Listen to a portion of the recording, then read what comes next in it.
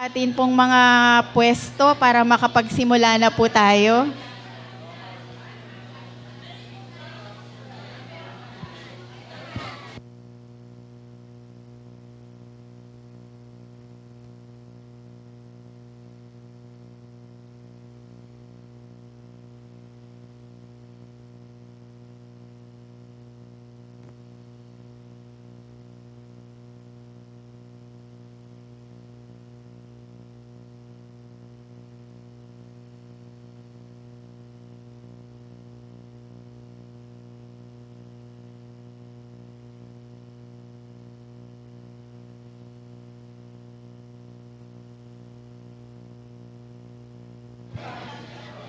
Sige po.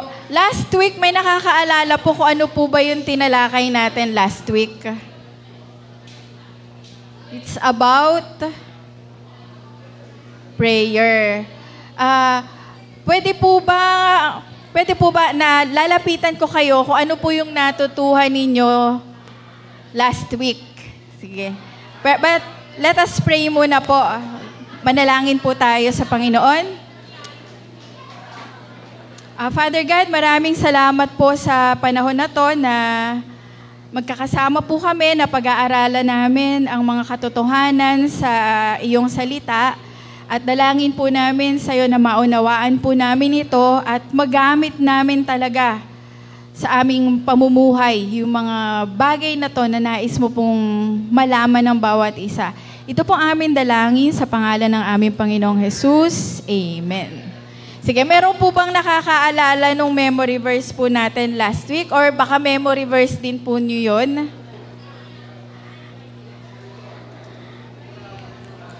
Okay, ano sabi doon sa... Ano po yung pinaka-gist nung ating memory verse last week? Sabi, hanapin siya. Hanapin ba mauna? Humingi at tayo ay bibigyan. Ano pa? Hanap, kumatok, at tayo ay bubuksan. Ano pa yung last? Humanap, at tayo ay makakasumpong. So yun po yung pinaka-gist ng ating memory verse sa Lucas po. 11. Okay. So ngayon po, ano po ba yung natutuhan natin? Or baka may gusto po kayong i-share tungkol po sa pananalangin? Meron po ba? Nagtaas kang kamay. Sige, Sister Ana. Kung tayo po'y mananalangin, pumunta tayo ito sa isang tahimik at confined na lugar para wala pong istorbo, ma-focus natin ang ating mga sarili sa pakikipag-usap sa ating Diyos Ama. At hilingin po natin na may kababaang loob, mag-umpisal muna po tayo sa ating mga nagawang mga pagkukulang, mga pagkakasala sa ating Diyos Ama at sa ating mga kapwa. At saka tayo po ay magpapasalamat at ay magbigay papuri muna pala at saka humingi ng patawad at saka po mag-thanksgiving at po yung pong supplication para po doon sa mga hinihiling natin. Tama ba yun? Thank you po. So, ano raw po yung Acts? Yung A stands for adoration. So, papupurihan natin ang Panginoon, di ba po? Yung C, ano ba yung C? Confession. Ikaw confess yung mga kasalanan. Tama. Confession. Hihingi po tayo ng tawad sa Lord sa mga nagawa nating kasalanan. Sino pa? Yung T. Thanksgiving. Magpasalamat. Ang dali. Sige po, yung S. How to pray. Justification.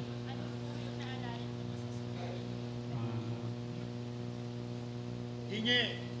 Ask. Tama, yun nga yung sinabi ni Bro kanina. Paghingi. Sige po. Gusto ko lang magbigay ng konting para sa panalangin. Kasi, napupuna ko, hindi ba maraming mga pangalang Jesus? May mga kaibigan ako, Jesus, doon sa Maynila, hanggang dito meron eh. Kaya lang, napupuna ko, sa pananalangin, hindi hindi ginagalang ng mga nananalangin. Sasabihin lang, ito ang aming dalangin sa pangalan ni Jesus. Walang Panginoon. Kailangan nandoon yung Panginoon. Iba siya eh, iba. Ang daming Jesus. Sino? May nakausap nga ako yung apo ko dati, kasama ko. Tay, sabi sa akin, si Jesus pala man, nandoon sa pupunta tayo. Hindi yung Panginoong Jesus yun. Yung sinasabi mo yung kaibigan ko. Kaya kailangan sa pananalangin, kailangan may paggalang tayo. Dakilang Diyos ang Panginoong Jesus, hindi lang Jesus. Pagka nagpre-pray ka sa pangalan ni Jesus, bobo ka. Hindi ka Kristiyano. Kailangan ilalagay mo, ito po ang aming amot dalangin sa pangalan ng aming Panginoong Jesus na iyong anak na siyang pagmamahal mo sa amin at kaligtasan namin. Ganon. Thank you. Salamat po. Meron pa po, may pahabol pa. Meron pa ako narinig na pag may problema, baala nang nasa itaas. Hindi ko malaman kung nasa itaas ng kisame o nasa taas ng bubong eh. Di ba? Ganun sila eh, di ba? Baala na sa itaas. Ha? Alin bang sa itaas? Sa bubong?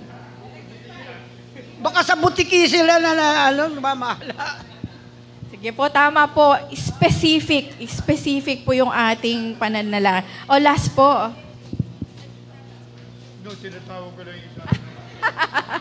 Sige po. So, tama nga naman po, maging specific po at maging magalang pa rin po tayo doon sa kinakausap natin. Kasi hindi naman sino lang yung kinakausap natin eh. It's the Lord Jesus Christ, di ba? So, do kaibigan natin siya, pero since para maano yun, na hindi ito yung kinakausap ko, ang kinakausap ko yung Lord Jesus Christ.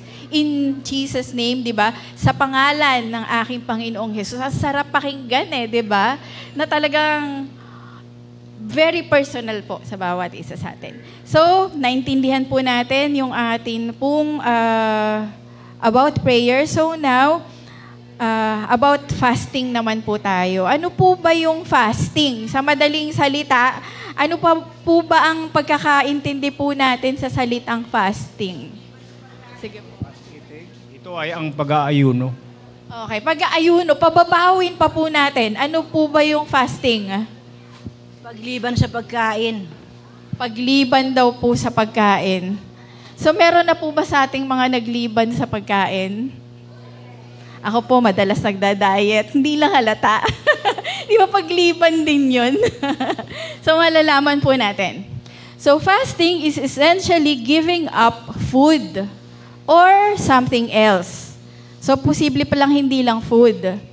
For a period of time in order to focus your thoughts on God. So, sa Old Testament po, tsaka sa New Testament, ito po ay pinag-uusapan, ito pong pag-aayuno. Ito rin daw po ay spiritual discipline of denying ourselves something. Parang dinidisiplina natin sa sarili. Masarap ba mag-ayuno? Parang ang hirap, di ba? Meron po bang nag-e-enjoy dito mag-ayuno? So parang wala akong nakita na talagang nag-e-enjoy dito. Or baka hindi pa natin naganap.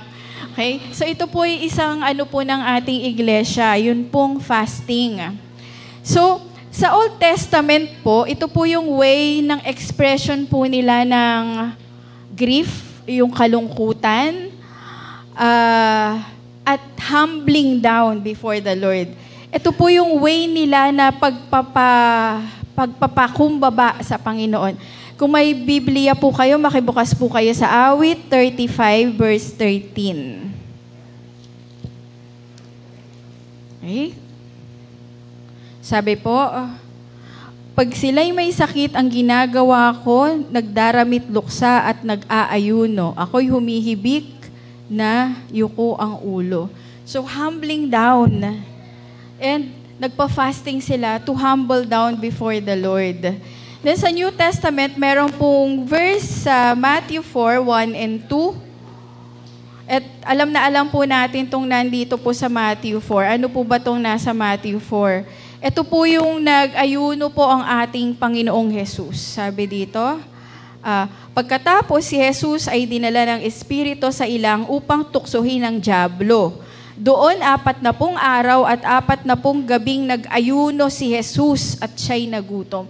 So, hindi lang pala tayo yung inuutusan na mag-ayuno. Even si Jesus, ang ating Panginoong Jesus, nag-fasting po siya.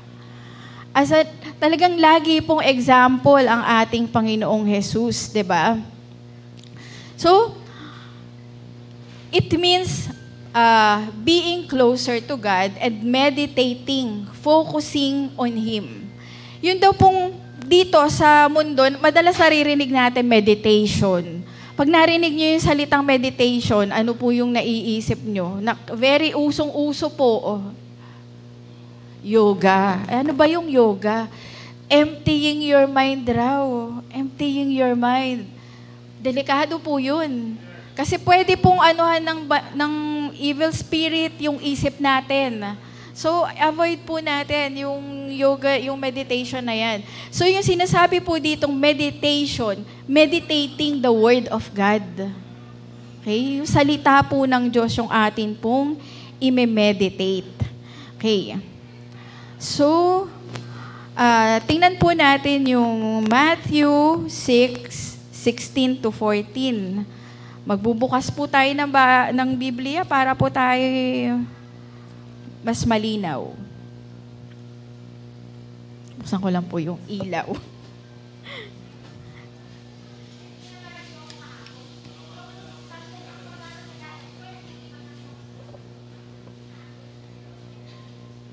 Ano po yung sabi sa Matthew 6:16 to 14? Kapag nag-aayuno kayo, huwag kayong magmukhang malungkot tulad ng mapagpaimbabaw. Hindi sila nag-aayos upang malaman ng mga tao na sila'y nag-aayuno. So, dapat din daw, ito po ay reminder kapag nag-aayuno, syempre, lalo yung ilang araw mag-ayuno, parang, yun daw po kasi yung mga Pariseo, mga eskriba, talagang pinakikita nila na parang hindi na sila makagulapay. Kasi ang ano sa kanila is, ay napaka-holy nitong tao na to, nag-aayuno yan, kaya ganyan. So kaya sabi po sa atin ng Panginoon, kapag nag-aayuno o nagpe-fasting tayo, wag daw po tayong ganun. 'Di ba? Ang gusto nga ng Diyos, humble down eh.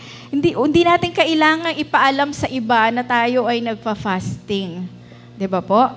So, prayer and fasting is where physical detox meets spiritual transformation. So, ano daw po ito? Physical detox. Ano ba ang pagkakaiba ng mga yan? 'Di ba? Kapag po, kadalasan, ang fasting po, kasama niya ang prayer. Bakit? Kapag po kasi walang prayer, dieting lang po yan or tinatawag na intermittent fasting. Ano ba intermittent fasting? Yung bang hindi ka kakain for a period kasi nagda-diet ka, gusto mong pumayat. 'Di ba? So, yung pong fasting, kasama po niya talaga yung prayer. Kasi kapag nagpaliban ka lang ng pagkain, baka nagda-diet ka lang, baka nag-i-intermittent fasting ka lang. Pero makikita po natin dito na sa atin pong eating, sa atin pong pagkain, yung pong physical body po natin yung pinalalakas, 'di ba? Yung nano-nourish. Tulad kanina, kumain po tayo, 'di ba? Ano nangyayari? Bakit ba tayo kumakain? Kasi gusto nating maging masigla, gusto natin maging malusog. Kung mula umaga hindi ka pa nakakain, hindi ka nakaalmusal, di ba? Minsan may tendency na parang gutom ka na or parang nanlalata ka na, di ba? So pag kumain tayo, yung physical body natin na to ay lumalakas.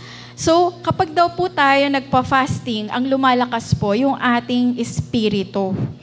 Ang nanonourish po yung ating spirit. Okay? Fasting helps us detach from the world, while prayer reattach us to God.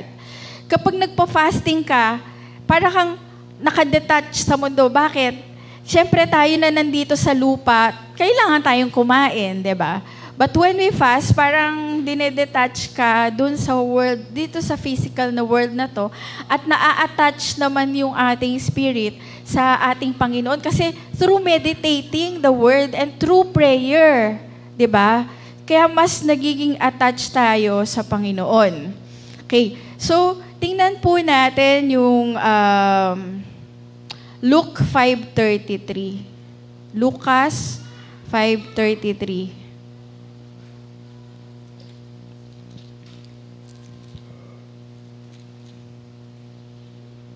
Sabi po dito, may ilang nagsabi sa kanya ng ganito, ang mga alagad ni Juan ay malimit mag-ayuno at manalangin. Gayon din ang alagad ng mga Pariseo, ngunit ang mga alagad mo'y patuloy ng pagkain at pag-iinom. Ito po yung may nag-approach sa Lord na sabi sa kanya, bakit yung mga alagad ni John the Baptist nagpe-prayer and fasting? Bakit yung mga alagad mo hindi? Kasi sabi ni Lord? Kasi kasama pa nila yung yung bridegroom. Pag umalis na yung bridegroom, magpe-prayer and fasting na rin sila. 'Di ba? Kaya ngayon, tayo po, kailangan po tayong manalangin at mag-ayuno. Okay? So, ano po yung mga reason natin for fasting? To make a space for us to seek the Lord with urgency. Diba minsan, lalo kapag may kinakaharap po tayo, halimbawa yung church natin, mag-a-announce po si pastora ng prayer and fasting. Kasi meron tayong kailangan na idulog sa Panginoon. Diba? Yung very urgent na kailangan natin na, Lord, ibigay mo po sa amin to. Yun. So yun po yung isang reason kung bakit po tayo nagpa-fasting. Our hunger pangs remind ourselves na yung hungry for the Lord. Habang nagugutom, kumakalam yung sikmura natin, it's parang, Lord, nagugutom ako sa'yo. I want more of you. I'm thirsty of you. Lord, dumarating na po ba tayo dun sa point na yun na parang gusto mong kausap si Lord, parang gusto mo mag-meditate ng salita niya, parang yung ganon, hungry. Gutom na gutom tayo para sa Panginoon. So, and let us give more time for prayer, seeking God's answer. Yun nga, may pinapanalangin tayo.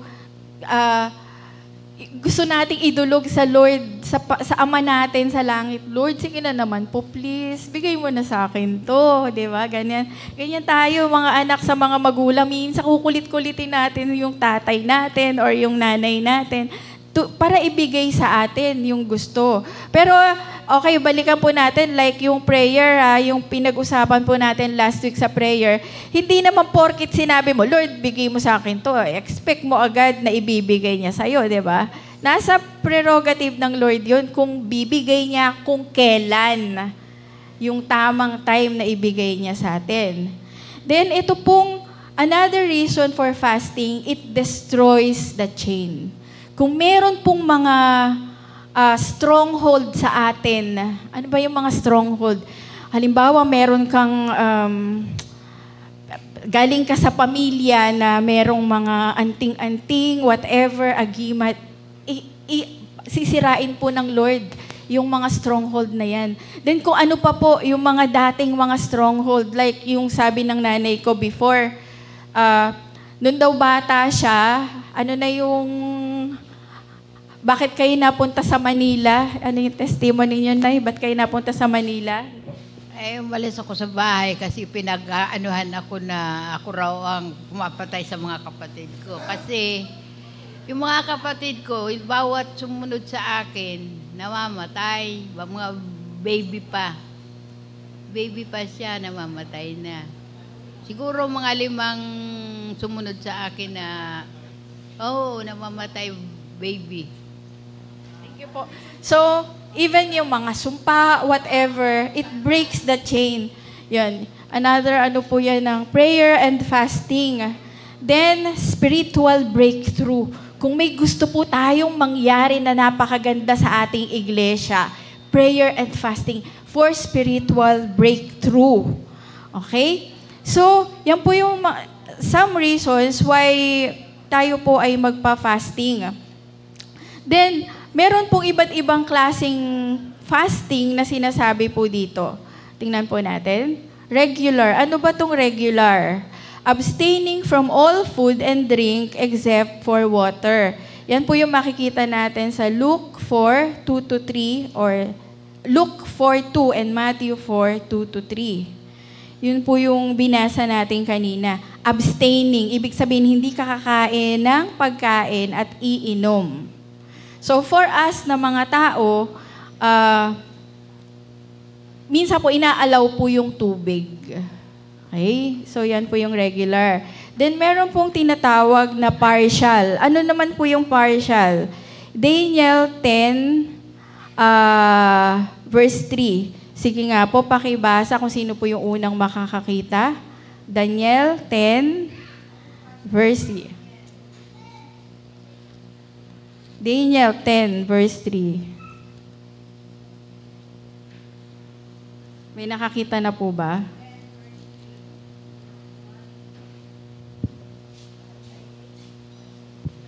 Hindi ako kumain ng masarap na tinapay, ni pumasok man ang karne, ni alak man sa aking bibig, ni naglangis man ako hanggang sa natapos ang 3 buong sanglinggo.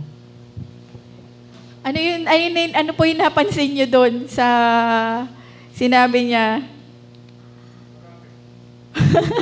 Like ano po, hindi daw siya kumain ng tinapay. Ano pa? Alak. Ano pa po? May napansin ako dyan eh. Ha? Hindi naglangis. Ano pa po? Sabi doon sa binasa ni... hindi raw siya kumain ng masarap na pagkain. Yung binasa mo, di ba? So, partial fasting daw po yan. Then makikita din po natin dun sa Daniel, sa chapter 1, verse 2. Kasi kung maalala po natin, kinuha po silang bihag. Tapos, ginugroom sila para po doon sa hari. Ang sabi po dito sa verse 12, sinabi niya, subukin ninyo kami sa loob ng 10 araw. Gulay lamang at tubig ang ibigay ninyo sa amin. So, yun. So, yun po yung partial type ng fasting. Then, meron daw po liquid fasting lang. Abstains only from solid food. Pwede po ito yung mga juices, water. Then, complete. Ano naman po yung complete? No food or liquid of any kind. Only for a very short period of time.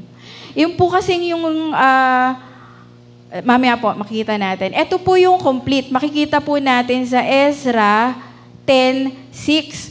Wala po talaga silang kinain dito ng ilang araw. Wala silang kinain, walang ininom. Complete. For a very short time. Ganon din po dito kay Esther.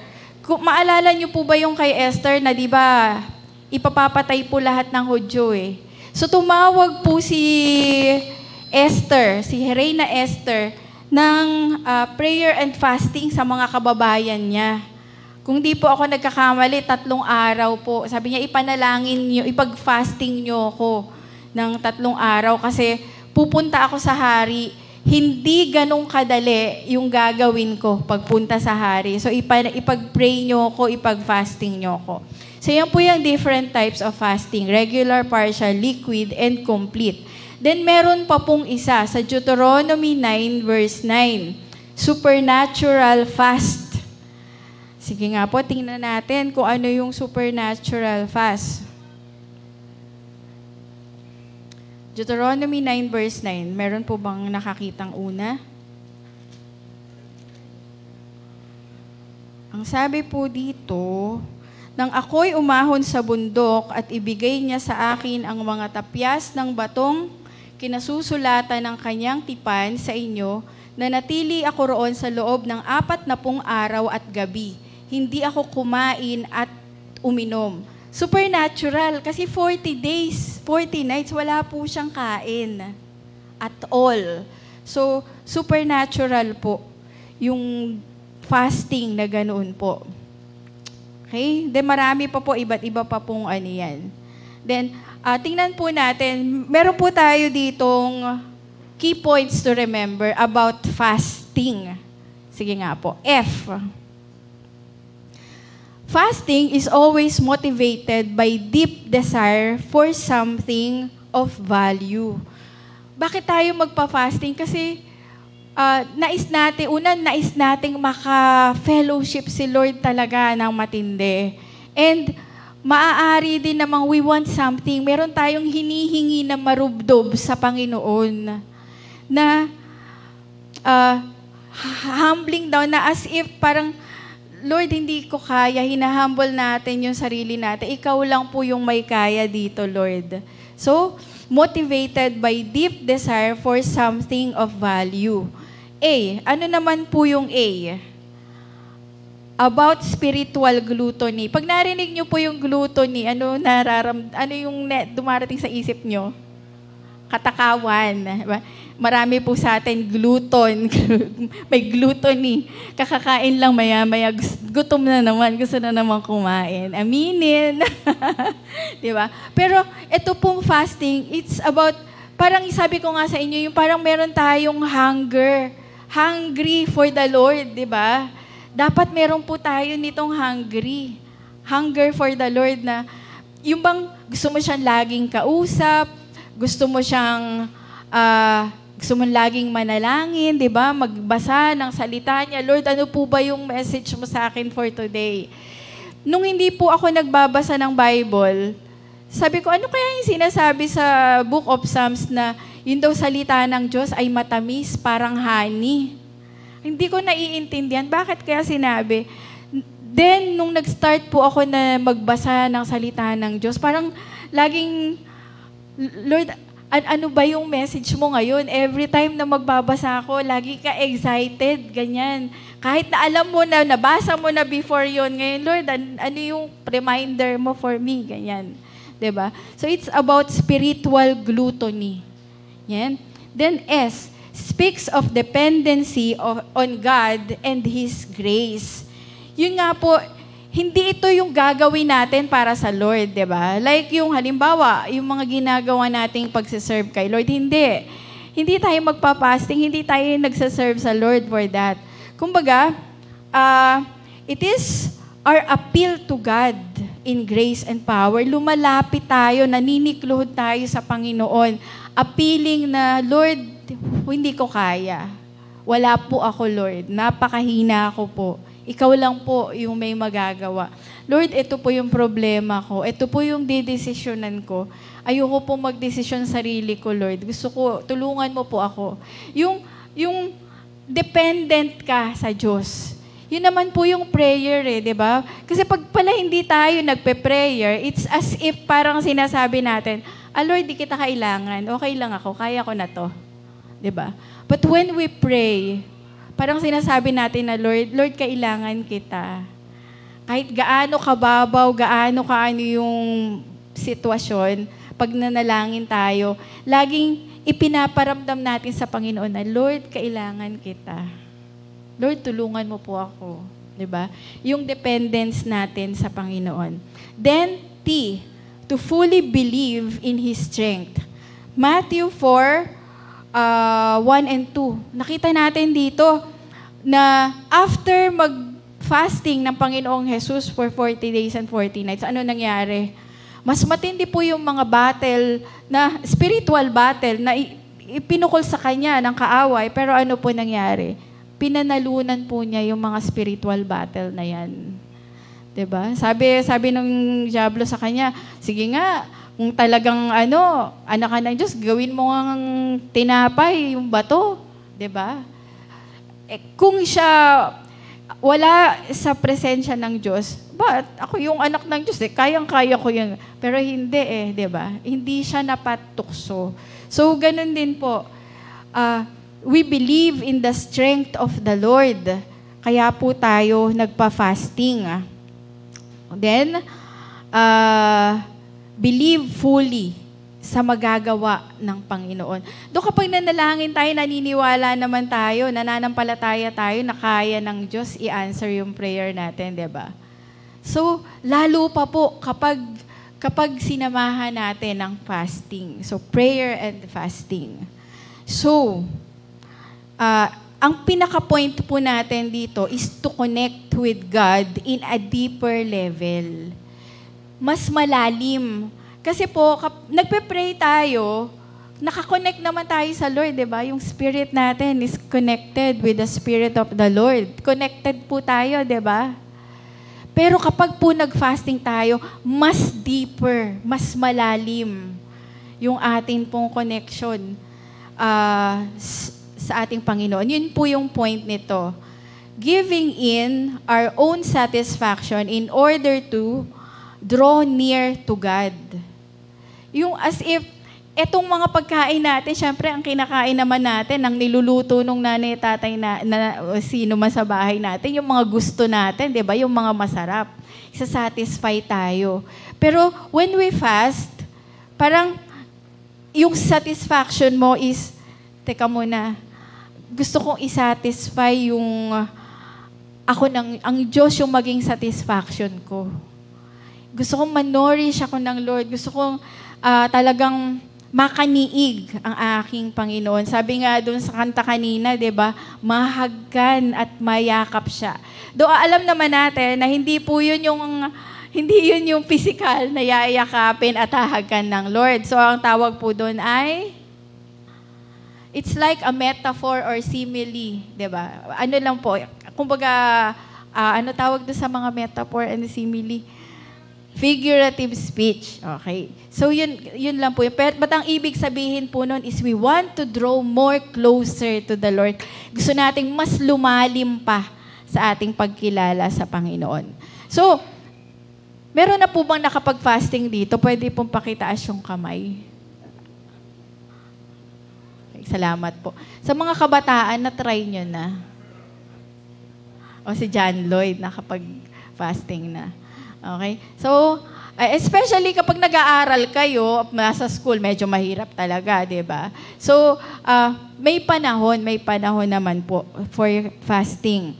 Then, ano pa ba yung ibang types of fasting? Kasi kanina po, nakita natin dito sa meaning natin ng fasting, ano yung meaning natin sa unang-una? Abstaining from food and other, di ba? Yung unang-una. Sige, unang-una.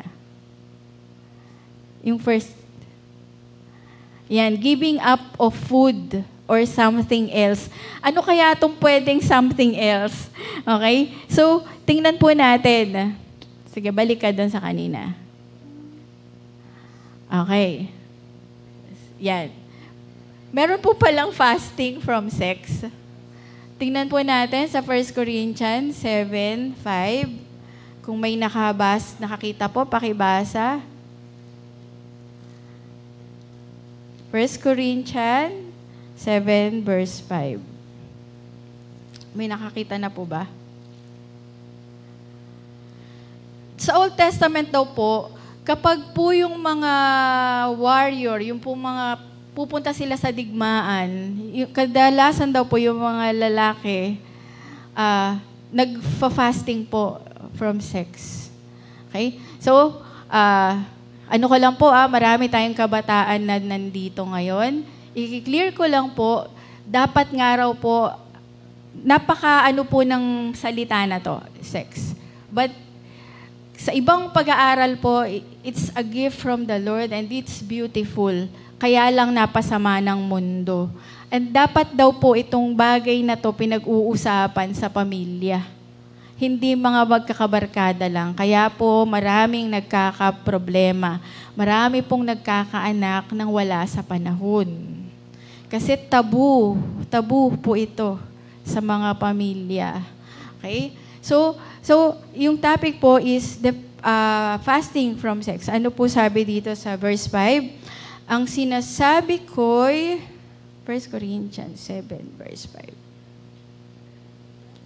Ibig ko sana kayong lahat ay tumupad sa akin, ngunit Parang iba. Baka 2 Corinthians. Wait lang po 2 Corinthians po.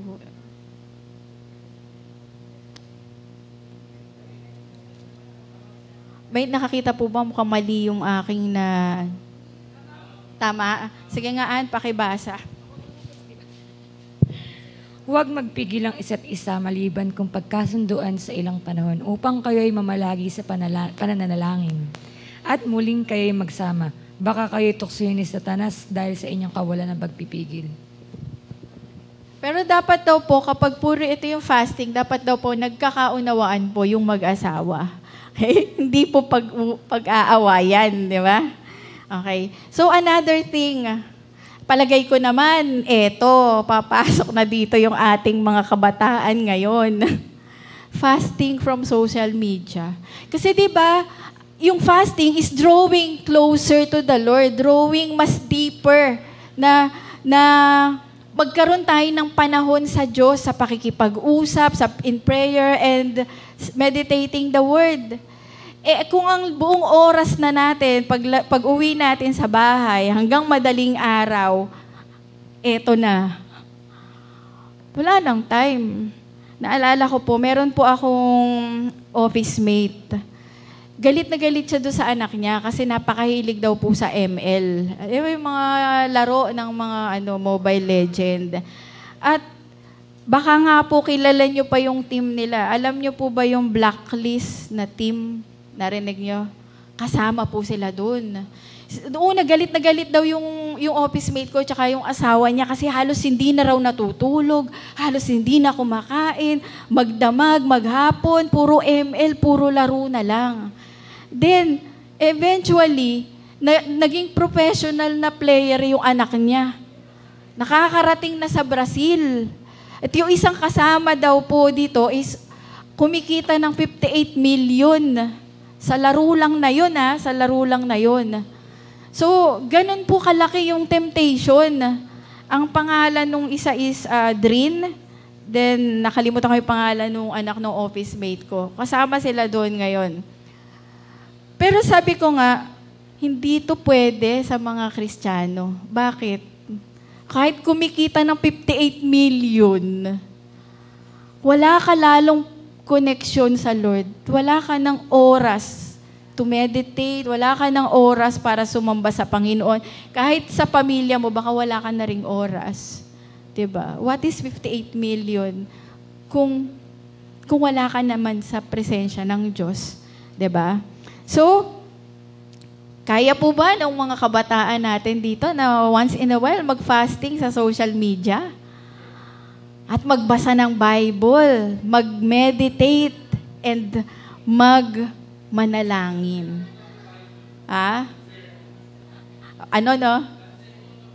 Nasa cellphone yung Bible.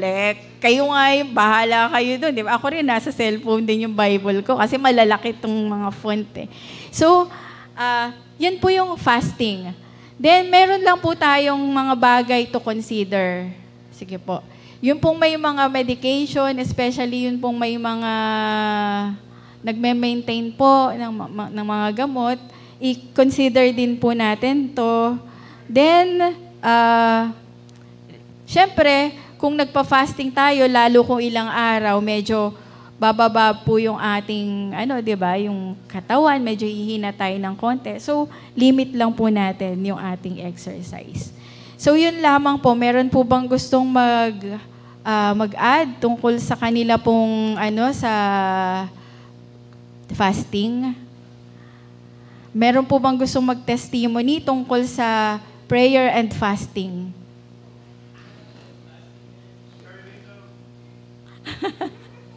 Or may gusto ba kayong i-share insight regarding fasting? Okay. So, talagang hindi pa po natin masyado nagagawa itong bagay na to. So, i-try po natin na i-ano po yung ating sarili. I-open natin yung pong ating mga sarili. Nagawin po natin to minsan i-consider. Minsan po i-try natin 1 meal, then 2 meals, di ba? Then minsan magugulat na tayo, 1 day na pala nakapag-fasting na tayo sa Panginoon. So, Sige po, let us pray. Pero basta reminder lang po, natatawa kami ni Brother Nelson. Kasi kapag last Friday, di ba meron po tayong prayer and fasting. Tapos, si Brother Bernard kasi may mga picture. Nagkakatawanan lang kami ni Brother Nelson kasi ang nakalagay, prayer and fasting, tapos tayo nagwi-feasting. Diba? So, bilang mga Kristiyano, wag po laging feasting. Minsan, mag-fasting din po tayo. Amen po ba? Amen. So, let us pray po. Father God, salamat po for reminding us yung kahalagahan po ng prayer and fasting. At Lord, bigyan mo po kami ng desire na magampanan po ito. Nais po namin na mas maging malapit pa po sa iyo. Nais po namin na mas marami pa po kaming matutuhan tungkol sa iyo, sa iyong salita. At Lord, alam namin na meron ko pong gagawin na breakthrough sa aming iglesia. Maraming salamat po sa iyo, dakilang Diyos, maging sa amin pong pag-iwahiwalay, sa amin pong pag-uwi. Dalangin po namin ang lagi mo pong pag-iingat, yung pag-ibig na nagmumula sa iyo, yung banal na espiritu mo, yung kapayapaan, yung kagalakan mo ang lagi pong sumaamin. Ito pong aming dalangin sa pangalan ng aming Panginoong Jesus. Amen.